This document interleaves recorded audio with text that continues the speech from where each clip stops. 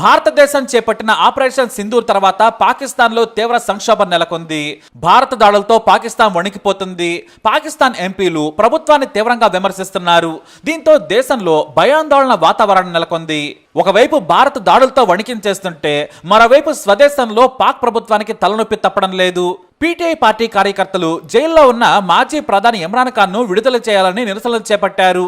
తాజాగా పాకిస్తాన్ ఎంపీ ప్రధానిని తీవ్రంగా విమర్శించారు. షహబాజ్ పిరికివాడు, భారత ప్రధానమంత్రి నరేంద్ర మోడీ పేరును కూడా ఆయన పలకలేడని అన్నారు. అదే సమయంలో టిప్పు సుల్తాన్ ఓ కోట్ను కూడా చెప్పారు. సింహాల సైన్యాన్ని నక్క నడిపిస్తే వారు పోరాడలేరు, వారు యుద్ధంలో ఓడిపోతారు అని అన్నారు.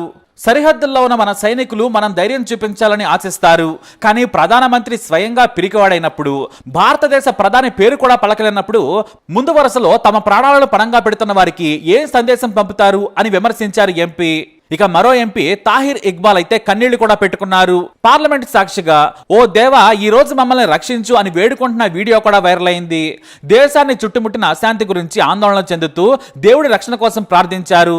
మొత్తానికి పాకిస్తాన్ ఇప్పుడు అల్లకల్లోలంగా మారింది. ఇక ఎలాగూ బోర్డర్లో మనం ఏం చేయలేమని పాకిస్తాన్ ఇప్పుడు కొత్త ఆలోచనలకు తెరలేపింది. పాకిస్తాన్ ఇంటర్నెట్ ద్వారా భారతీయులకు హాని కలిగించడానికి కొత్త కుట్రను పన్నుతోంది. ఓ నివేదిక ప్రకారం పాకిస్తాన్ ఇప్పుడు భారతదేశంపై సైబర్ దాడికి సిద్ధమవుతుందని ఓ పక్క బోర్డర్లో పాకిస్తాన్ సైనికులు బిక్కుబిక్కుమంటూ ఉన్నారు. ఎందుకంటే పాకిస్తాన్ ను భారత్ కోలుకోలేని దెబ్బ కొట్టింది. ప్రస్తుతం ఏమీ చేయలేక ఇప్పుడు ఇంటర్నెట్ ద్వారా భారతీయులకు హాని కలిగించడానికి కొత్త కుట్రను పన్నింది.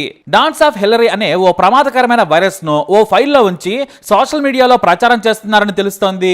మీరు వాట్సాప్, ఫేస్బుక్, టెలిగ్రామ్ లేదా ఈమెయిల్లో తెలియని ఫైల్ లేదా లింక్ ని క్లిక్ చేసినట్లయితే ఈ వైరస్ అటాక్ చేస్తుంది. పొరపాటున కూడా దానిపై క్లిక్ చేయకండి. ఎందుకంటే మీరు చేసే ఈ చిన్న పొరపాటు చాలా ఖరీదైనది కావచ్చు. ఈ ఫైల్లో మీ వ్యక్తిగత సమాచారాన్ని దొంగిలించడం లేదా ఆర్థిక నష్టాన్ని కూడా కలిగించడం చేస్తారు. డాన్స్ ఆఫ్ హిల్లరీ అంటే ఏంటంటే ఇది వీడియో ఫైల్స్ లేదా డాక్యుమెంట్ల రూపంలో వ్యాప్తి చెందుతున్న ప్రమాదకరమైన మాల్వేర్. ఈ మాల్వేర్ మీ పరికరంలోకి ప్రవేశించిన తర్వాత అది యాక్టివ్ గా మారుతుంది. మీ బ్యాంకింగ్ వివరాలను కానీ పర్సనల్ డేటాను కానీ దొంగిలించే ప్రమాదం ఉంది. ఈ వైరస్ తెలియని లింకు లేదా అటాచ్మెంట్ ద్వారా మీ డివైస్ లోకి చేరుకోవచ్చు. మీరు taskschc.exe అనే ఫైల్ ను కనుగొంటే మాత్రం ఆ ఫైల్ పై పొరపాటును కూడా క్లిక్ చేయకండి. ఇక మాల్వేర్ దాడుల నుంచి మిమ్మల్ని మీరు ఎలా రక్షించుకోవాలంటే యాంటీవైరస్ సాఫ్ట్వేర్ ఉపయోగించండి. అలాగే మీ ఓఎస్ ని కూడా అప్డేట్ చేయండి. అనుమానాస్పద లింకులు, అటాచ్మెంట్లపై క్లిక్ చేయడం మానేయండి. బలమైన పాస్వర్డ్ ను ఉపయోగించండి. ఏదైనా యాప్ డౌన్లోడ్ చేసుకున్నప్పుడు చాలా జాగ్రత్తగా ఉండండి. సైబర్ క్రైమ్ హెల్ప్ నంబర్ కూడా మీరు డైల్ లిస్ట్ లో ఉంచుకోండి. మీరు గాని అనుకోకుండా తెలియని ఫైల్ క్లిక్ చేసి ప్రమాదంలో పడినట్టయితే వెంటనే 1930కి కాల్ చేసి మీకు జరిగిన విషయాన్ని చెప్పండి. ఇది national cyber crime help line number. ఎందుకంటే పాకిస్తాన్ ఇండియాని దెబ్బతీయడానికి చేయాల్సినవన్నీ చేస్తోంది. పాపం ఇప్పుడు ఏమీ చేయలేక తమ సోషల్ మీడియాలో ఫేక్ పోస్టులు పెట్టుకుంటోంది. పాకిస్తాన్ కి చెందిన సోషల్ మీడియాలో ప్రముఖులు సైతం తప్పుడు ప్రచారాలకు తెరలేపారు. యుద్ధంతో ఇండియాతో సంబంధం లేని వీడియోలు, పోస్టులు పెట్టుకుంటున్నారు. వాటిపై పీబీఐ ఫ్యాక్ట్ చెక్ చేస్తోంది. నిజాలు వెంటనే బయట పెట్టేస్తోంది. జమ్మూ ఎయిర్ ఫోర్స్ వీడియో ఒకటి బయట పెట్టింది. మహమ్మద్ అలీ రెజా రజు అనే వ్యక్తి తన ట్విట్టర్ ఖాతాలో ఓ వీడియోను పోస్ట్ చేశాడు. బ్రేకింగ్, ఇండియాలోని జమ్మూ ఎయిర్ బేస్ లో చాలా చోట్ల ప్రభావం పడ్డట్టు తేలింది అని రాసుకొచ్చాడు. దీనిపై పీబీఐ ఫ్యాక్ట్ చెక్ చేసింది. అయితే ఆ వీడియో 2021లోదని తేలింది. ఈ దెబ్బతో పాకిస్తాన్ పరువు మళ్లీపోయింది. ఇక పాక్ బాంబుల వర్షం కురిపించిందట. పాకిస్తాన్ ఆర్మీ ఇండియాపై బాంబుల వర్షం కురిపించిందంటూ సోషల్ మీడియాలో ఓ వీడియో వైరల్ గా మారింది. దీనిపై కూడా పీబీఐ ఫ్యాక్ట్ చెక్ చేసింది. అది ఓ వీడియో గేమింగ్ అని తేలింది. ఇక పాకిస్తాన్ ఇండియన్ ఆర్మీకి చెందిన సుఖోయ్ 30ని పేల్చేసిందట. ఓ పైలట్ ను ప్రాణాలతో పట్టుకున్నారని ఓ పాక్ వ్యక్తి పోస్ట్ పెట్టాడు. ఆ పోస్ట్ పై పీబీఐ ఫ్యాక్ట్ చెక్ చేసింది. అది కూడా ఫేక్ అని తేలింది. అది 2014 సంవత్సరంలో మహారాష్ట్రలో కూలిపోయినట్లు తేలింది. ఇలా పాపం ఏమీ చేయలేక సోషల్ మీడియాలో పోస్టులు పెట్టుకుని ఇప్పుడు దేశంలో కూడా పరువు పోగొట్టుకుంటున్నారు. ఒక పక్క పార్లమెంట్ లో కొట్టుకు చేస్తున్నారు. బోర్డర్ లో అయితే పాక్ సైనికులు చనిపోతున్నా కూడా సిగ్గు రావడం లేదు.